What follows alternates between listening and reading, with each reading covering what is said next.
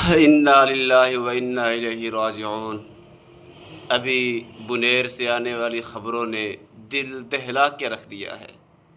مفتی فضل غفور دامت برکاتہم العالیہ کے بارے میں سنا، فرمانے لگے کہ پہلے دن 51 جنازے پڑھائے، دوسرے دن 43 جنازے پڑھائے، تیسرے دن 13-14 جنازے پڑھا چکا ہوں۔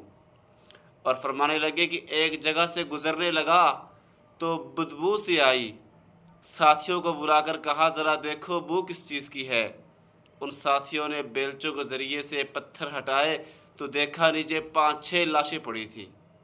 ان کو اٹھایا اور دفنایا گیا، اور فرمایا کہ اکثر ملنے والی لاشوں میں وہ لاشیں ہیں جو برہنہ ہیں، جن کے جسم پر لباس بھی نہیں ہے، اور ان میں اکثر عورتوں کی لاشیں ہیں۔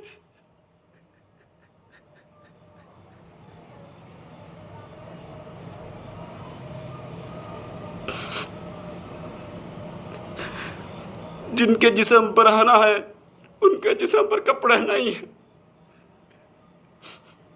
اور فرمایا اب تک 370 جنازے پڑھا چکے، اس سے زائد کہیں لاشیں غائب ہیں، پتہ نہیں زندہ ہیں کہ مر چکے۔